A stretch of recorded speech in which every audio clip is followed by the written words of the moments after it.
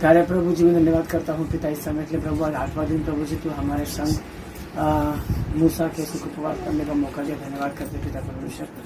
यहाँ उपस्थित सभी को तो आशीष कर, जो वीडियो में यूट्यूब व्यूवर से प्रभु जी जो अपने अपने मोबाइल में देखते हैं उन सभी के साथ तू बातें कर, हम सभी बात कर और तेरी सामर्थ हम पर प्रकट कर। यीशु की नाम से मैं मांगता सुन कबूल कर, आमीन।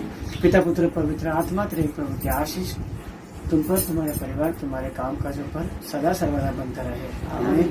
प्रभु की महान कृपा से परमेश्वर ने हमें इस 8वें दिन में पहुंचाया। हम प्रभु को शुक्रगुजार है। 8वें दिन की अध्ययन ध्यान करने से पहले कल का दिन का जो रह गया था उस पर हम थोड़ा ध्यान करेंगे। कल हम लोगों ने केवल और केवल आधा ही जाना और आधा हम लोगों ने नहीं जाना। हम जो नहीं जाना वो है कि नदी की सारी पानी क्या होता है, बोलता है लहू सा तब्दील होता है। तो समय न गवाते हुए थोड़ी भी मैं आपको बता दूं, लहू यानी मुक्ति को दर्शाता है, लहू यानी छुटकारे को दर्शाता है, लहू यानी पछतावे को दर्शाता है। जैसे भी किसी का भी लहू गिरा हुआ देखते हैं हम लोग, तो हम लोग उस पर दया करते हैं और उसकी बात को मानते हैं, ठीक है, तो और अपने आप को बदलते हैं। तो यीशु मसीह ने जो लहू बहाया है वो लहू पूरे संसार के लिए है। लेकिन यहाँ पर लहू पूरा लहू हुआ, मगर फिरौन को जरा भी डर नहीं लगा और जरा भी पछतावा नहीं हुआ और जरा भी अपने जीवन को बदलने की चाहत नहीं हुई और ना ही अपने उस प्रभु के लोगों को भेजने की उसकी चाहत हुई। और उस लहू को देखकर वो ना ही उसको पछतावा हुआ और ना ही उसका मन बदला और ना ही कुछ भी नहीं हुआ, उसको कुछ भी नहीं हुआ, उसको वो था वैसे ही था। तो इसी प्रकार यीशु मसीह का लहू, यीशु मसीह का नाम लेकर भी अगर हम लोग यीशु के बताए गए मार्गों पर नहीं चलेंगे तो फिर उनकी तरह रह जाएंगे, यानी कुछ बदलाव नहीं। तो हमारे जीवन में लहू को देखकर बदलाव होना चाहिए, लहू पीकर बदलाव होना चाहिए।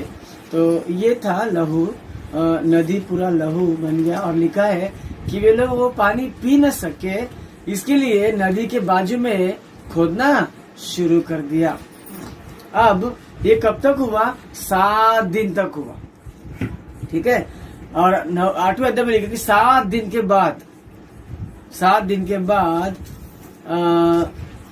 परमेश्वर मूसा को फिर से बोलता है कि तू जा वहां पे बोल और तू एक काम कर, मैं सारे मिस्र में मैं मेंढकों को भेजूंगा, ठीक है।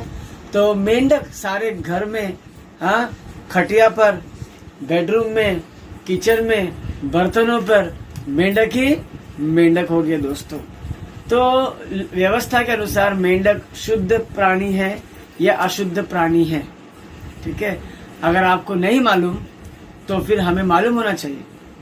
कोई सा भी प्राणी सुनते ही मेंढक शुद्ध है या अशुद्ध है हमको मालूम पड़ना चाहिए, सबसे पहली बात, ठीक है। हर प्राणी हम लोग को 1-2 ही मालूम है कि सुअर अशुद्ध है और ये शुद्ध है, वो शुद्ध है।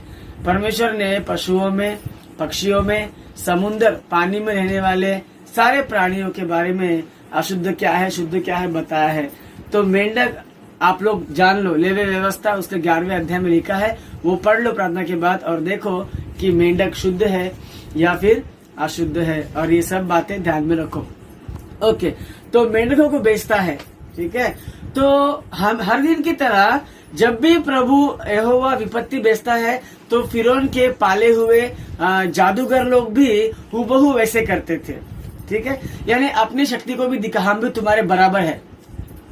लूसीफर ने भी यही किया था, अपने मन में सोचा, उसने मुंह से बोला नहीं कि मैं इसके सिंहासन के बराबर मेरा सिंहासन है, नहीं बोला, मगर मन में सोचा कि बराबर का हिस्सा जब मन में आता है तब प्रभु उसको विनाश कर, घमंड से के मारे नाश कर देता है। तो फिरौन भी यहाँ पे बराबरी कर रहा है, जादूगरों को के झांसे में आकर, जादूगरों को पाल कर अपना पैसा, अपना रुतबा, अपना रुबाब, अपना देश का, और उनके पीछे कितनी सेना है, कितना उनका संपत्ति है, ये सभी का वो इस्तेमाल करते हुए क्या किया? बराबरी कर रहा है, ठीक है, तो शैतान भी बराबरी करता है। ओके, तो इसके लिए कल मैंने बात किया भूत सिद्धि के बारे में। अब यहाँ पर मैं दो ही बात करूंगा, शैतान और परमेश्वर। ठीक है, परमेश्वर ने सबसे पहले क्या लेकर आया? सबसे पहले परमेश्वर ने क्या लेकर आया? सबसे पहले विपत्ति क्या लेके आया? जल का लहू बनना। सबसे पहले विपत्ति जल का लहू बनना, उसके बाद मेंढक आना, उसके बाद कुटकियों के झुंड, दासों के झुंड, उसके बाद ढास। यानी जैसे ही उन्होंने लहू बनाया, सबसे पहले ये तो विपत्ति है, सबसे पहले चिन्ह बताया प्रभु ने, परमेश्वर ने कि लाठी सांप बन गया। तो फिर शैतान ने भी ऐसे बताया, मैं भी कर सकता हूँ। उसके बाद प्रभु ने बताया कि नदी पूरा लाल हो गया लहू से। उसके बाद आज के इसके अंदर परमेश्वर ने मेंढक लेकर आया, शैतान ने भी मेंढक लेकर आया। ठीक है, और उसके बाद उन्होंने उसके बाद इतने सब साथ में लेके आया। अब जाके वो लोग रुक गए, शैतान अभी रुक गया, क्योंकि वो कुटकी लेकर आ नहीं सका। तब वे लोग बोलते हैं ये परमेश्वर का हाथ है, ये परमेश्वर की शक्ति है। तो इसीलिए लिखा है रोमियो के किताब पत्री में कि यीशु मसीह के नाम से हर एक घुटना क्या होना चाहिए? टिकना चाहिए, और हर एक जुबान प्रभु को अंगीकार करना चाहिए। अब ये जो फिरौन शैतान के को दर्शाता है, और शैतान जो फिरौन को दर्शाता है, क्योंकि उसने भी प्रभु की बराबरी करने के लिए देखी है, तो वो जुबान से अंगीकार तो नहीं किया, परंतु ये अंगीकार किया कि ये जो शक्ति है परमेश्वर की है। ये उसके लोगों ने बोला, क्योंकि उनको नहीं आ पाया। अब मुझे एक बात बोलो, इसमें एक छुपा हुआ भेद क्या है? अगर परमेश्वर ने लाठी को सांप बनाया, तो उसने भी लाठी को सांप बनाया। ठीक है, और दूसरी बार आज हम देखेंगे मेंढक बरसाया परमेश्वर ने, तो उसने भी मेंढक लेकर आया। ठीक है, तो ऐसे बराबरी कर। अरे अगर तुमको इतनी शक्ति है, तो तुम वो जो लाठी जो सांप बन गया परमेश्वर का, उसको तुम्हारी शक्ति से फिर लाठी बनाओ। लेकिन वो नहीं किया उसने, वो प्रभु की शक्ति को रोकना नहीं चाह रहे। क्या उसको दिमाग नहीं है? फिरौन को, वो राजा है, हा? उसको दिमाग नहीं है कि शक्ति को रोकूं मैं। अभी मेंढक लेके आया, अभी ये भी मेंढक लेके आया। अरे तुम भी मेंढक लाने के बदले में वो आए हुए जो मेंढक उसको मार डालो, देखते आप लोग से मरता है क्या? नहीं, इन लोग ने भी लाया, वो भी लाके दिखा रहे। मतलब ये समाधान नहीं है। तो जो भी शैतान के मंत्र जंतर पर भरोसा करते हैं ना, जो बाबा फाबा पर भरोसा करते हैं, उन लोगों का ऐसे ही होता है। उसने भी कुछ मंत्र फेंका, मैं भी मंत्र फेंकूंगा। उसने भी कुछ डाला, मैं भी डालेगा। तो इसमें हम लोग उलझ के रहते हैं। आप और हम जैसे लोग क्या होते हैं, इसी चक्कर में उलझते हैं। परंतु अरे उसने वो मंत्र डाला, तो तुम उस मंत्र को काट दो ना। ये ख्याल भी नहीं आता। फिरौन को भी ख्याल आया नहीं आया, बाइबल में लिखा तो नहीं है, लेकिन उसने ऐसा किया ही नहीं कि अगर मेंढक बरसाया तो उनके जादूगर लोग को बुला के रोक उन मेंढकों को, या फिर तुम रोक नहीं सकते हो, मार डालो। मार तो सकते हो ना तुम्हारे जादू मंत्र से, या फिर निकाल डालो, इसका रुख मोड़ दो। कल मैंने बताया आप लोगों को एक गवाही में, उसके अंदर गांव से अगर एक आत्मा बम्बे में आके एक को लेके जा सकता है, तो तुम्हारे पास आत्मा की शक्ति, दुष्टात्मा शक्ति से मेंढक को निकाल नहीं सकता है, सब मेंढक को। हाँ, ये शक्ति नहीं आजमाया, क्योंकि वो नहीं कर सकते ऐसा। क्योंकि ये जो मेंढक आए हैं, ये जादू से नहीं आया ना, ये परमेश्वर की ओर से आया है।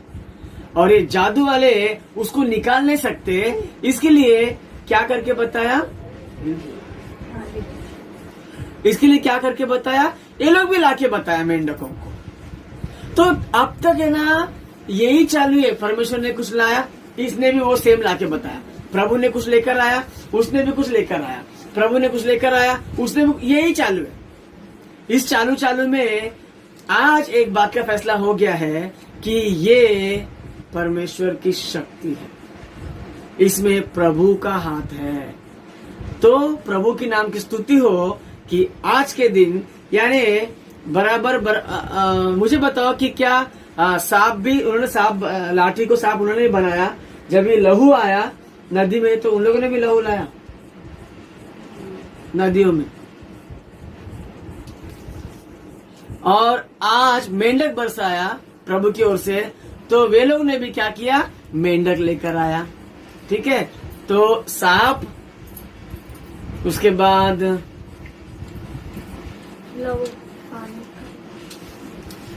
सांप लेकर आया, मेंढक लेकर आया। वो लोग ने भी लहू लाया क्या? हाँ। इन लोगों ने सांप लेकर आया प्रभु के जैसा, इन लोगों ने मेंढक लाया प्रभु के जैसा। अब ये तीसरा दास भी लेकर आया प्रभु के जैसा।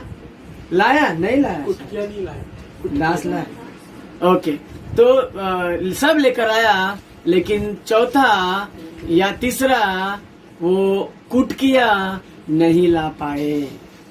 कहीं तो भी जाके शैतान का खेल क्या होता है, खत्म होता है।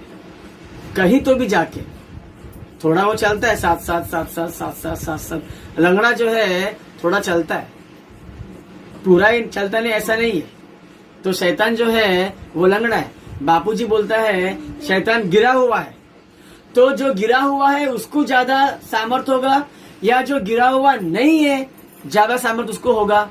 तो जो गिरा हुआ नहीं है उसको ही ज्यादा सामर्थ होगा। इसके लिए हम लोगों को ही ज्यादा सामर्थ है प्रभु यीशु मसीह के नाम से, परंतु शैतान को ज्यादा सामर्थ नहीं है, क्योंकि वो गिरा हुआ है। प्रभु के दरबार से गिर गया, स्वर्ग से गिर गया, सिंहासन से गिर गया, आसमान से गिर गया, सभी जगह से वो क्या हुआ, गिरता गिरता गिरता गिरता गिरता वो गिरा हुआ है। ठीक है, उसमें ज्यादा सामर्थ नहीं है। वो गिरा हुआ है, लेकिन वो लंगड़ा है। कहा तो भी जाके आखिर लंगड़ा ही तो हार जाएगा ना। तो हम लंगड़े नहीं है, क्योंकि परमेश्वर ने हमारे लिए अपना पूरा लहू दिया और हमें शुद्ध किया और हम लोगों को ठीक किया और हमें बचा लिया। हमारी गलतियों का नुकसान भरपाई प्रभु ने किया, इसलिए हमारी ओर से कुछ भी नहीं है। हम सब लोगों को माफी है, मगर शैतान को माफी नहीं है। बापूजी ने शैतान के सामने किताब में लिखा है, शैतान को माफी नहीं है, कभी भी शैतान को माफी नहीं है। शैतान को माफी है ही नहीं, और शैतान को मन फिराना भी नहीं है। ये दोनों चीज शैतान को नहीं है। तो हमने मन फिराया है, तो जो मन फिराया है उनकी ओर परमेश्वर रहता है, और जो माफी मांगा है, जो पछतावा किया, उनकी ओर प्रभु रहता है। तो प्रभु हमारी ओर है, इसीलिए शैतान से भी ज्यादा ताकतवर हम हैं प्रभु यीशु मसीह के नाम से।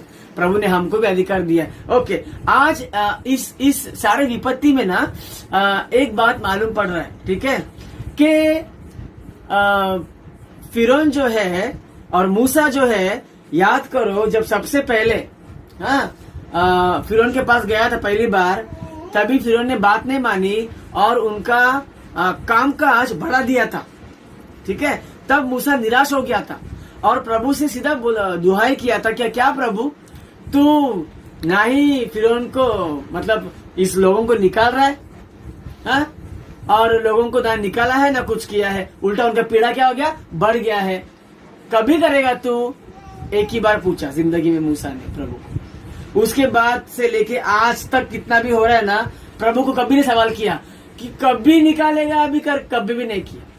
एक ही बार किया उसने, पहली बार ही किया।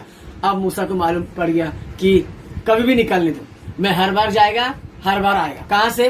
फिरौन के पास। ठीक है, हर बार अभी प्रभु को मूसा बोलता नहीं है कि अभी कल भी जाना पड़ेगा, मतलब परसों छोड़ेगा नहीं वो, नहीं, अभी तो जो प्रभु बोलेगा वही करे। अब तो मूसा को भी हिम्मत मिल गया।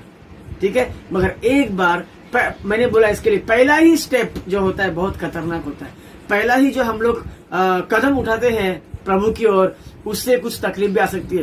पहली बार जब बपतिस्म लेते हैं उस बपतिस्म लेने के बाद तकलीफ आते ही है, उसमें हमको खड़ा रहना है। जो एक बार तुम जीत गए, फिर मूसा एक बार ही प्रभु को नहीं पूछता है वापस से कब तू छोड़ेगा उनको, कब लेके जाएगा उनको, फिरौन क्यों नहीं छोड़ रहा है, ऐसे कभी नहीं पूछा। वैसे हम भी कभी भी नहीं पूछेंगे दोस्तों। तो आज एक क्या बात हो गई, फिरौन मूसा को बोलता है कि ये मेंढक जाने के लिए तुम्हारे प्रभु को बोलो।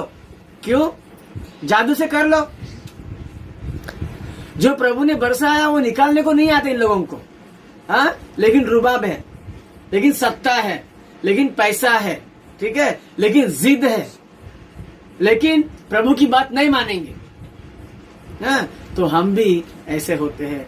तो मूसा पूछता है ये मेंढक जाने के लिए, निकलने के लिए मैं कभी प्रार्थना करूं? तो बोलता है कल। क्या बोलता है वो? कल। ऐसा ही बोलते हैं ना, कल। यानी अभी क्यों नहीं बोला वो? अभी यानी अगर अभी छोड़ देगा, अभी निकल जाएगा। अभी फिरौन ने बात किया मूसा के साथ कि तुम्हारे प्रभु को बोलो कि मेंढक को हटा दो, तो मैं तुम्हारे लोगों को क्या करूंगा, जाने के लिए देगा। हाँ, तो मूसा बोलता है कि ठीक है, तो मैं कब करूं? इसका मतलब फिरौन ने अंगीकार किया कि जब मेंढक निकल जाएंगे तब तक लोग भी क्या करेंगे, मैं लोगों को बेच दूंगा। तो इसके लिए मूसा पूछता है कि कब मैं निकलने को आज्ञा दूं? तो बोलता है कल। यानी फिरौन को मालूम है कि अगर मूसा अभी प्रार्थना करेगा तो अभी मेंढक क्या हो जाएंगे, निकल जाएंगे। तो मूसा बोलेगा अभी भेजो मेरे लोगों को। तो उसको भेजने का नहीं था, इसके लिए वो बोल रहा है कल तू प्रभु से प्रार्थना करना, कल। ताकि हम लोग बोलते रात गई बात गई, ठीक है। तो वैसा लटकाने के लिए वो उसको बोला, मूसा बोला ठीक है, तो कल हो गया। कल उसने प्रार्थना किया, मेंढक सारे निकल गए और सारे मेंढक मर भी गए। सब एक जगह इकट्ठा किया, पहाड़ जैसा रखा और उसमें से बहुत बदबू आने लगा। उसके बाद फिरौन ने देखा कि जब उसको राहत मिल रही है, फिर से उसने उसका हृदय क्या कर लिया, कठोर कर लिया। याद रखो, कई बार यहोवा ने उसका दिल कठोर किया, कई बार फिरौन खुद कठोर करके लिया और कई बार ऑटोमेटिक कठोर हो गया उसका दिमाग, उसका दिल। ऐसे लिखा है। तो किन किन बातों पर प्रभु ने कठोर किया और किन किन बातों पे फरो खुद कठोर करके लिया और किन किन बातों पर अपने आप कठोर हो गया, इसके ऊपर भी बहुत ध्यान और गौर फरमाना चाहिए। अब मेंढक की बारी गई, वो नहीं बेच रहे, तो दोबारा उसने क्या किया, धूल को मारा। धूल यानी पूरा, फिर वो मारते ही ना पूरा धुंधलापन हो गया सारे पशुओं में और सारे लोगों के आग के सामने ये रहा। अब ये वो लोगों ने नहीं कर सका। तब वो लोग बोलते हैं ये परमेश्वर का हाथ है। दोस्तों, शैतान केवल कुछ वक्त तक साथ दे सकता है। तुमको लगेगा कि हाँ मैं अभी ठीक है, आगे को जाके वो रास्ता नाश होने वाला है और बंद होने वाला है, फिर आपको रास्ता कुछ भी नहीं मिलेगा। यीशु मसीह कहता है ना, संकुचित द्वार में चलो, आगे को वो पूरा बड़ा होता है और तुम पहले से ही बड़े द्वार में जाओगे तो आगे वो खत्म हो जाएगा, तो तुम फिर किधर जा नहीं पाओगे। तुमको वापस लौटने के अलावा या आगे को नाश के अलावा दूसरा कुछ भी नहीं है। तो यीशु मसीह के देखो, विपत्तियां प्रभु ने बरसाया, फिरौन ने बरसाया, प्रभु ने बरसाया, फिरौन ने बरसाया, प्रभु ने बरसाया, फिरौन ने बरसाया। आखिर में कौन रुक गया? फिरौन, शैतान के पास से ही शक्ति क्या हो गया, खत्म। वही खत्म हो गया। उसके पास कितने लोग हैं, कितने जादूगर लोग हैं, और परमेश्वर अकेला, मूसा अकेला, यीशु मसीह अकेला सारे संसार के लिए लहू बहाकर बलि देकर सबको स्वर्ग में रास्ता मिलने के लिए, माफी मिलने के लिए उसने जतन किया और वो जीत गया दोस्तों, ठीक है। और यीशु मसीह को पकड़ने वाले गधों से, लाठियों से, भाले, तलवार से उसके ऊपर गिर गए थे एक को पकड़ने के लिए। यीशु बोलता है क्या तुम ऐसे आगे, हाँ, एक गुंडे को पकड़ने की तरह तुम लोग पहले मैं तुम्हारे सामने रहता था, वचन बोलता था, तभी क्यों नहीं पकड़े करके ऐसे आगे करके। एक सादा आदमी को पकड़ने के लिए इतना सारा औजार, हथियार, लोग, सैनिक लोग गए दोस्तों। तो दोस्तों, परमेश्वर के राहों पर चलने वाला एक आदमी पूरे देश को भारी पड़ सकता है। और पूरे कलीसिया को भारी पड़ेगा, और पूरा तुम्हारा जो गोत्र है, जो तुम्हारा परिवार है, उन सबको तुम जवाब दे सकते हो। ठीक है, तो इसके लिए मूसा अकेले के जीवन को देखकर हमें भी ये सीखना चाहिए कि चाहे तुम्हारा गोत्र परिवार में चाहे कितने भी क्यों ना कठोर दिल वाले हो, हाँ, प्रभु तुम्हारी मदद करेगा और उन सब लोग को सुसमाचार बांटने का मौका प्रभु तुमको अकेले को देगा। ये बात आप लोग गौर करना चाहिए, मगर हम ये काम करते ही नहीं, सोचते ही नहीं दोस्तों। ठीक है, और उसके बाद हम लोग देखेंगे कि फिरौन जो है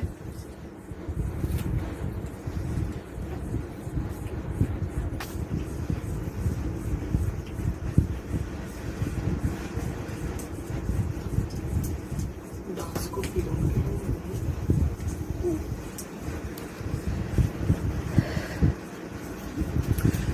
15 वचन में लिखा है, पढ़ो 15 वचन।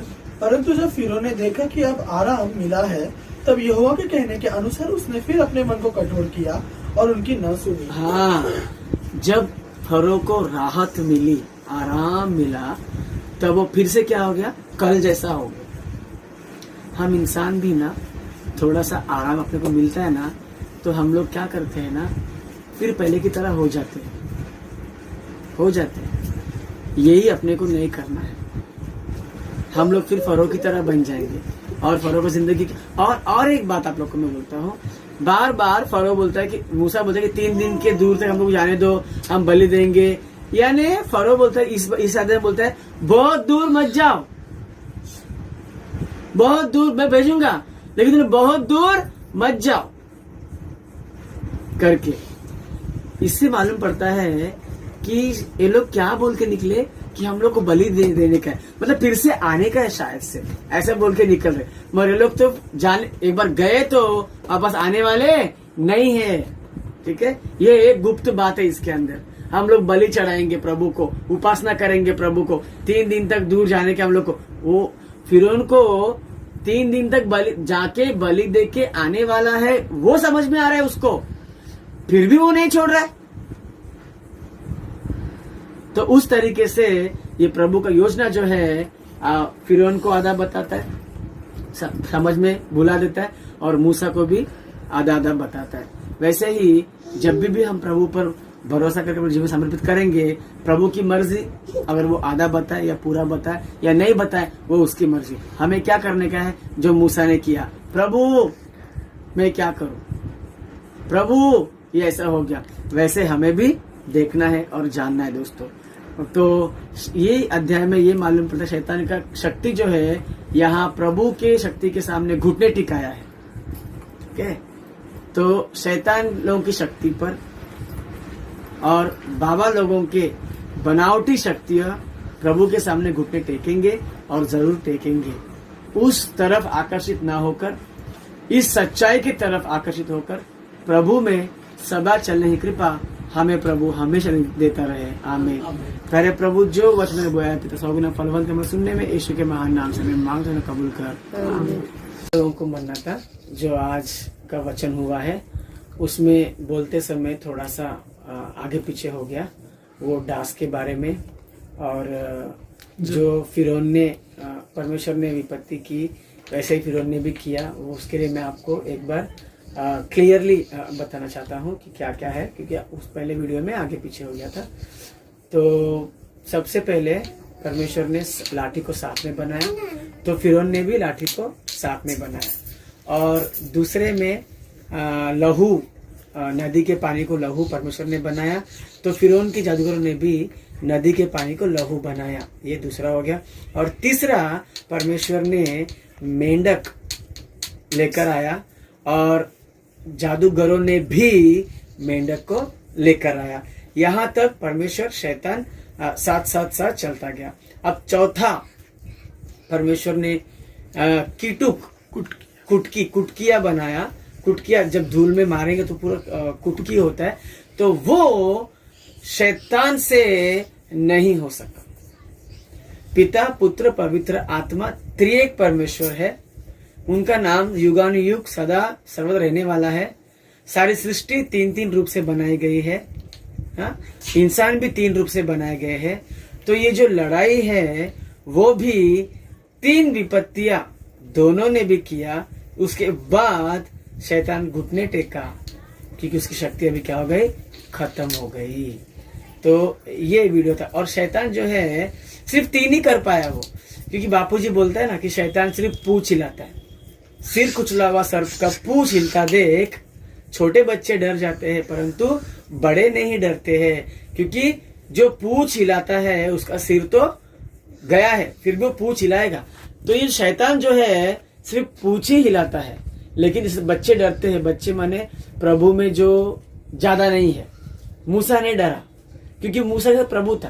तो वैसे हम भी शैतान का सामना करते हुए, बापूजी ने सिखाया वो सारी शैतान हे सर बोलते हुए, लहू की स्तुति करते हुए, शैतान का सामना हमेशा बोलते हुए शैतान पर विजय पाकर जाने की कृपा सदा प्रभु आप लोग को देता रहे। आमीन। मरनाता। अंतिम प्रार्थना करेंगे हम लोग। अंतिम प्रार्थना मेहर भाई करेंगे। पाशी जी को मरनाता, सभी को मरनाता, अंतिम प्रार्थना करेंगे। पिता परमेश्वर, आपके नाम को धन्यवाद, स्तुति महिमा मेरे राजा। प्रभु जी, मूसा के सुख उपवास में प्रभु जी आज 8वें दिन में हम सभी को लेकर आने के लिए आपका बहुत बहुत धन्यवाद। सबसे पहले पिता परमेश्वर प्रार्थना करते प्रभु जी आपकी उपस्थिति के लिए, पिता परमेश्वर आपकी सहायता के लिए, पिता परमेश्वर आप प्रभु जी हमसे वचनों के द्वारा बात करने के लिए मेरे राजा। जैसे प्रभु जी हमसे आपने बातें की प्रभु जी, वैसे ही पिता परमेश्वर ऑनलाइन के माध्यम से प्रभु जी आपकी वचन सुनने वाले हर एक प्रभु जी आपके बच्चे को आपके हाथों में सौंपता पिता परमेश्वर। आप सभी को आशीष कीजिए, ब्लेस कीजिए पिता परमेश्वर। ऑनलाइन के माध्यम से प्रभु जी सभी के घर में सुख शांति समाधान देकर प्रभु जी आप उनके जीवन में कार्य कीजिए।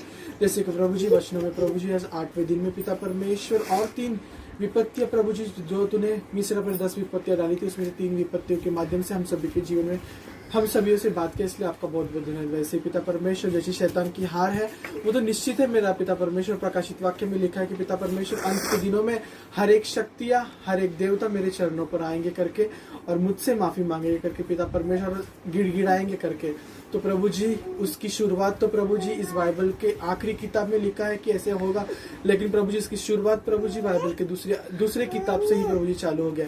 तो सच में पिता परमेश्वर अन्य देवताओं के पास न जाते हुए प्रभु जी आपके चरणों पर प्रभु जी नम्रता से पश्चाताप करके भूख प्यास मिटाने की आस रख के पिता परमेश्वर आकर आपसे ही प्रभु जी शक्ति सामर्थ्य पाकर जीतने की शक्ति प्रभु आप हमें देते हो, इसलिए आपका धन्यवाद। प्रार्थना करता हूँ खास करके प्रभु जी इस महामारी के दिनों में प्रभु जी कोरोना वायरस के दिनों में पिता परमेश्वर हम सभी को प्रभु जी तूने सुरक्षित रखा, इसलिए आपका बहुत बहुत धन्यवाद। वैसे प्रभु जी सभी को तो आशीष कर, सभी को ब्लेस कर पिता परमेश्वर।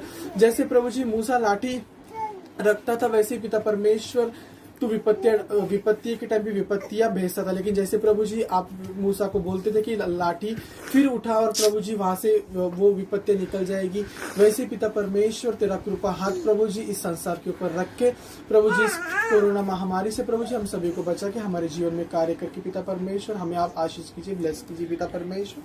और प्रभु जी इस सच में इस बीमारी से प्रभु जी तूने बहुत दूर हमें रखा है पिता परमेश्वर। आगे के दिनों में पिता परमेश्वर दूर करके प्रभु जी जो कोरोना वायरस का प्रभाव है पिता परमेश्वर उसको रोक कर उसको नाश करके पिता परमेश्वर तू इस संसार को जीत दिला, क्योंकि प्रभु जी संसार आपने ही प्रभु जी सृष्टि किया और इस संसार को आपने ही बनाया पिता परमेश्वर। यहाँ पे हर एक जीव जंतु प्राणी मनुष्य पिता परमेश्वर आपकी मर्जी से ही बने हुए पिता परमेश्वर। तो हम सभी को बचा के हमारे जीवन में कार्य कर। छोटी सी प्रार्थना हमसे बात करने वाले प्रभु यीशु मसीह के महान नाम से मांगते हैं।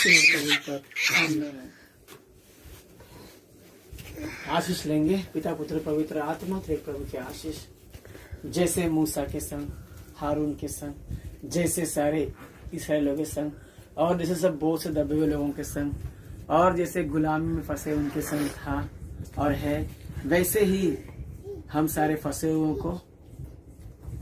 के संग, दबे हुओं के संग, शैतान से जकड़े हुओं के संग सदा सर्वदा आशीष बनकर, छुटकारा बनकर, सामर्थ बनकर, चमत्कार बनकर, दर्शन बनकर सदा प्रभु हमारे संग रहता रहे। मरना सभी लोगों को मरना।